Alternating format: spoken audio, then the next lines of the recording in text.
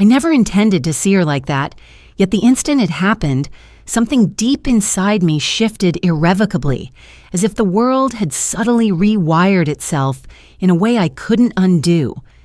It began quietly, almost imperceptibly, on a Sunday afternoon in late September when golden sunlight filtered through the kitchen window, catching dust in a slow, mesmerizing dance, as if time itself had paused just for a moment.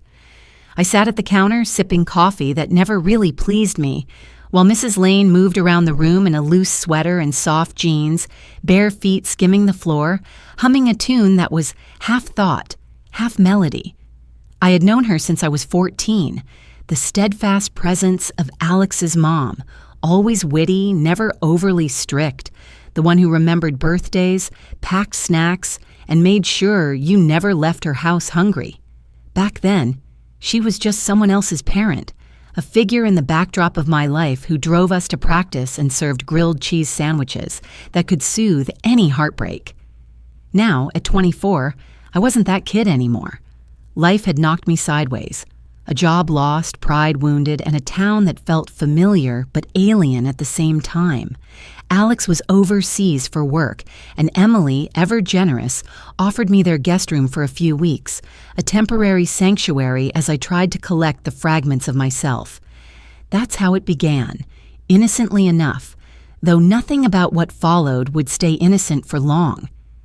That afternoon, she was making tea, a mundane act rendered mesmerizing by the way her hands moved, deliberate, patient, confident, as if the universe slowed to accommodate each gesture.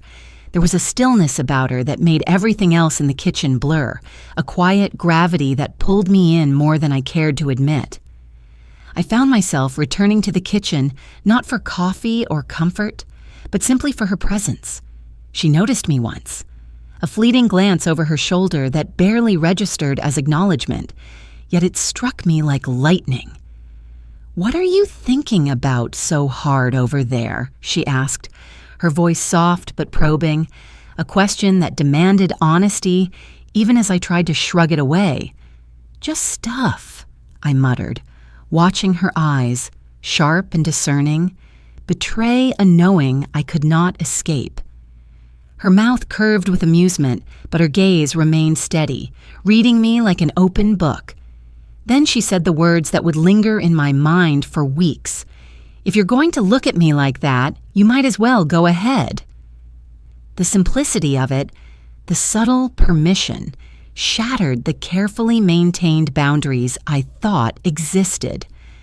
My head snapped up, meeting hers, and for the first time I saw her not just as Alex's mom or a caretaker, but as a woman who had loved, lost, and endured. Someone whose quiet loneliness mirrored my own in ways I hadn't realized until that second. Her hand brushed the counter near mine, a touch fleeting yet electrifying, my fingers twitching instinctively to reach, yet restrained by the impossible weight of circumstance. She leaned closer, voice lowered, steady in a way that made my heart hammer, saying softly, "I'm not fragile." Before I could respond, before breath had a chance to fill my lungs, the doorbell rang, shattering the fragile tension like a stone through glass. Emily flinched, stepped back, and the warmth between us evaporated instantly, leaving the kitchen colder, louder, more real. I knew exactly who it was. Carol, the neighbor, ever needy for sugar, help with the top shelf, or a pretense of concern. I stayed in the kitchen, drumming my fingers lightly against the side of my mug, pretending calm, though my pulse betrayed me. That single glance just before the bell had been an acknowledgement of desire, an admission that neither of us could retract. When she returned, she smiled lightly, masking the tremor in her hands as she set her tea down, a subtle indicator that nothing would ever feel quite the same again. Silence stretched between us like elastic, neither of us willing to speak, each pretending the room, the tea, the ordinary moments held our focus. My thoughts wandered, circling the taboo, contrasting fleeting flings with peers who were as ephemeral as social media posts, ghosting before dawn, leaving no residue of connection. But she, Emily, was different. She had been married once, her husband leaving when Alex was still young, taking a piece of her heart with him, leaving scars that time had not fully smoothed. She rarely spoke of it unless pressed, but once she had whispered late at night, "You never forget the feeling of being replaced before you're even finished becoming yourself." That line had etched itself into me, and now, a decade later, I was standing in her kitchen, a man, not the boy she'd known, yet still tied to her past through shared history and familiarity. The lines we were never supposed to cross were glaringly visible, yet the pull between us felt undeniable. I couldn't voice what I felt, my longing, the late-night thoughts, the way I noticed each small gesture, the rhythm of her thumb along a glass rim when she was deep in thought, the soft hum she gave when lost in her own mind, the solitude that seemed to settle over her when the house fell quiet. Instead, I asked the gentlest, safest question I could manage. "Do you ever miss him?" Her eyes flickered upward, briefly sharp, recognizing the weight behind my inquiry. "Sometimes I miss who I thought he was, but not him," she replied, a truth simple yet loaded, laden with unspoken regrets. I ventured a quiet assurance. "I think you deserve more." Her gaze held mine, unwavering, and for once she didn't look away. "So do you," she said, a mirrored honesty that both unsettled and thrilled me. The rain began to tap against the windows, a subtle backdrop to our shared tension, quiet but insistent, the world outside pressing gently against the fragile bubble of our proximity. The next evening, the air thickened with unspoken intent as we sat together on the couch watching an old black and white film she adored. Rain traced patterns against the windows. The house hushed, holding its breath as though aware of the dangerous intimacy blooming between us. Our legs brushed, tentative, electrifying, shrinking the space that had once been safely defined by mere friendship. My hand shifted, resting barely inches from hers, and she did not retreat. A quiet, suspended moment, charged with everything we had denied ourselves. Then abruptly, my phone lit up. Alex had landed. The delicate balance snapped. She stiffened, the spell broken by reality intruding, and excused herself, the warmth between us dissolving as she moved toward the kitchen. 15 minutes. 15 minutes had been all the time we had before the real world reclaimed its claim, and I felt every second of it in my chest. I followed, heart thundering, but she halted me before I could speak. "Don't," she said, avoiding my eyes, yet the edge of her tone betrayed vulnerability.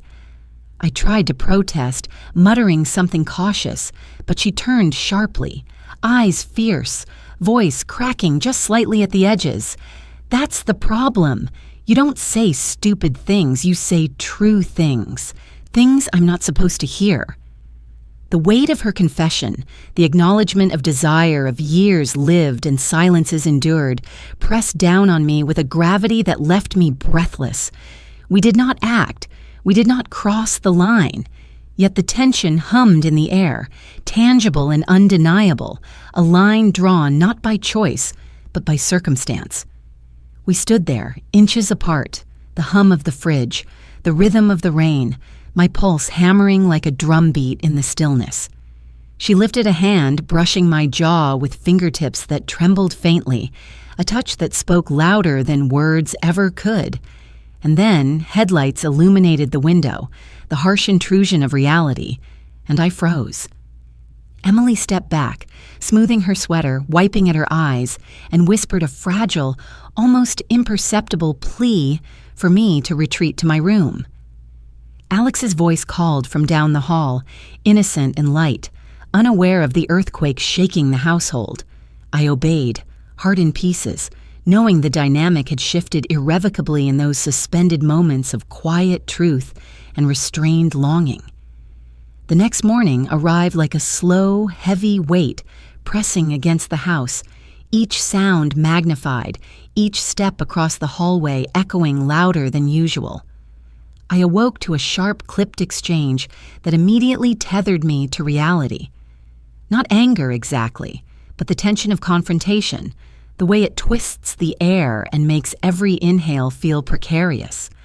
I cracked my door just enough to see Alex standing rigidly in the hallway, phone in hand, his face pale, taut with disbelief and hurt.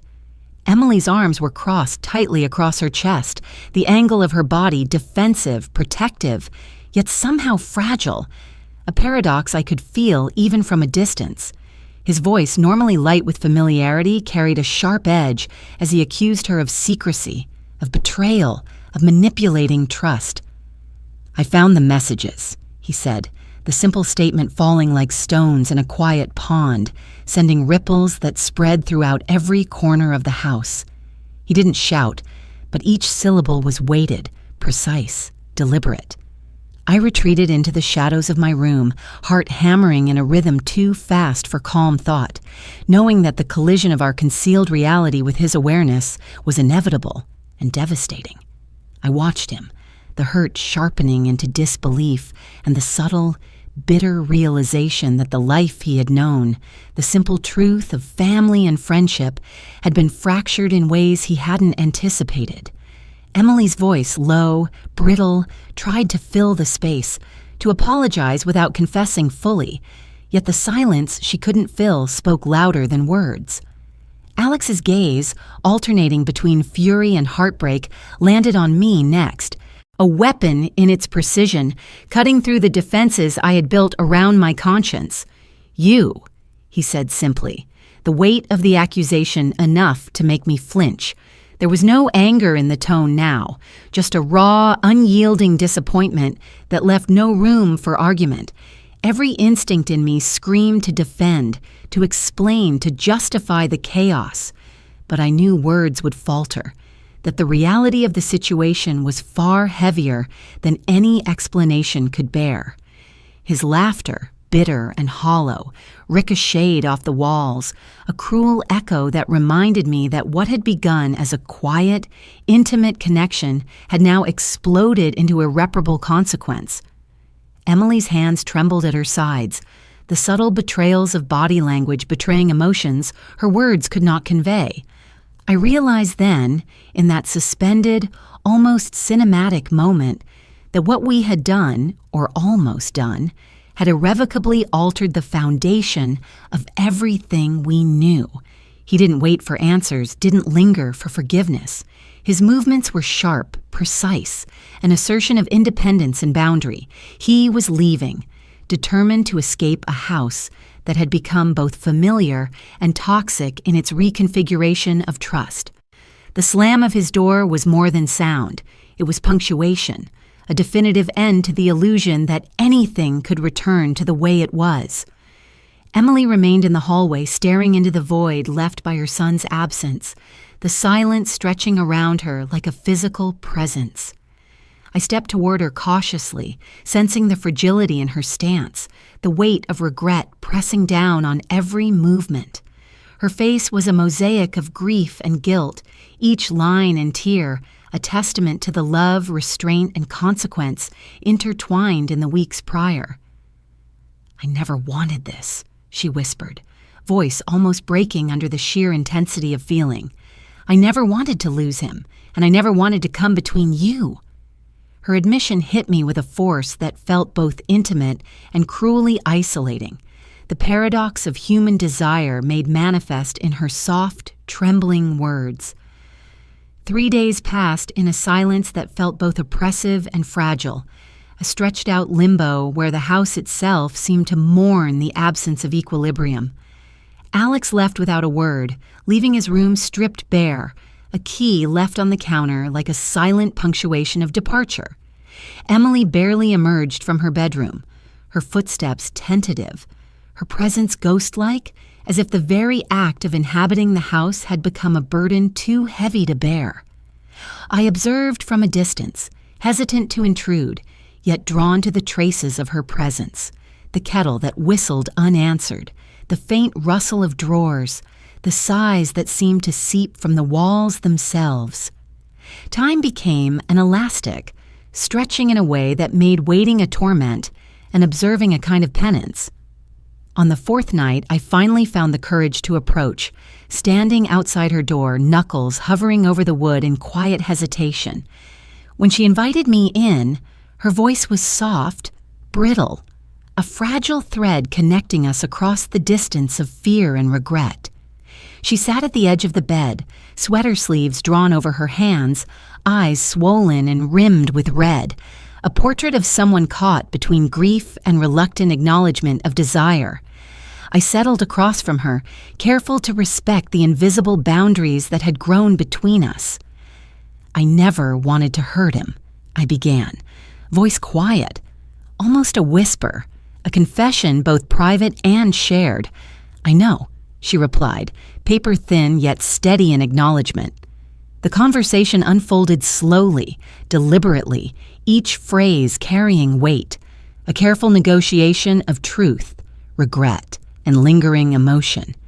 We discussed the nature of our feelings, the moments we had shared, the desires that had surfaced in ways neither of us could control, yet both had to confront.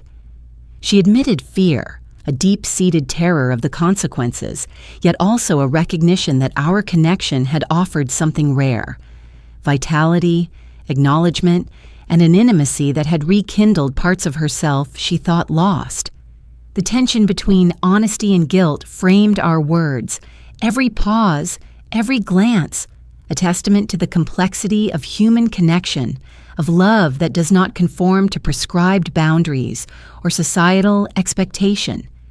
Hours passed in this delicate negotiation, our dialogue a blend of confessions and restraint. She admitted, with a voice trembling yet firm, that she was unsure if she could bear the consequences of Alex's absence, the social and emotional repercussions, and the self-imposed burden of shame. I listened, acknowledging every word, every tremor, every pause, offering understanding without judgment, and anchoring presence in the storm of emotion that engulfed her. "You weren't a mistake," I said with certainty, needing her to hear the truth, even if the world would frame it differently. "You were the first thing that ever felt right." The room seemed to breathe with our shared acknowledgement, the silence afterward not empty but charged with a fragile, restorative energy. She turned to the window, gazing outward at the night pressed against the glass, contemplating the fractures in her life, the loss, the regret, and the faint glimmer of self-reclamation. She whispered, almost to herself, "I think I need time to rebuild what I lost. Without me, not with you, right now." The subtle difference in phrasing, "without me, not with you," landed heavily between us, a reminder that love, timing, and responsibility often collide in ways that leave no easy resolution. I nodded, respecting the space she required, knowing that pushing further would shatter the tentative trust and clarity we had managed to regain. As I stood, hand on the doorframe, I asked gently, almost a plea, whether she would come find me once she felt ready, a gesture toward hope without expectation. Her reply was soft, deliberate, promising honesty. If she came, there would be no secrets, no concealment, only truth. I left her room then, consciously allowing her to see me go, a small act of surrender and patience, knowing that what we had shared could not be forced, only allowed to exist in its own time. 6 months later, life unfolded with the quiet unpredictability of fate. I wandered the farmer's market on a random Sunday, coffee in hand and a bag of apples barely attended to, when her laughter, low and familiar, drew me from my reverie. There she was, standing at a flower stall, holding a bundle of white lilies, hair pulled back, sunglasses perched lightly on her head, radiating calm, beauty, and a settled self-possession that spoke of battles fought and survived. She saw me before I could decide whether to approach or retreat, smiled in a way that was gentle, unburdened and real, and I returned it without hesitation. Our conversation unfolded with ease, measured and honest, reflecting both the distance we had allowed and the lingering resonance of what had been. She admitted missing him, Alex, but in the same breath affirmed that their occasional texts preserved a semblance of understanding and reconciliation, a quiet acknowledgement that time and circumstance had shifted the landscape of connection and love in ways neither could control. We talked, the conversation flowing naturally despite the years and the quiet tension of memory. I acknowledged what we had shared, its significance, the vitality it had awakened within each of us, and she mirrored the sentiment, confirming that those moments mattered, had meaning, had left us fundamentally altered yet alive. There were no promises, no undertones of rekindling the past, only acknowledgement and gratitude for the truth of shared experience. Her hand reached out, brushed mine gently, and in that touch was the resonance of everything we had been, everything we had risked, and everything we had accepted as impermanent yet transformative. We said goodbye, fully aware that this was an ending framed not in bitterness, but in clarity, acceptance, and a lighter step forward, each of us walking away carrying the lessons, the love, and the awakening that had unfolded in ways neither of us could have anticipated, but both of us would never forget. That night, in my small, messy apartment, I reflected on what had transpired, the bittersweet nature of love that doesn't arrive as expected, that sometimes exists to awaken, to remind, to teach, and that perhaps, in its impermanence, it is enough.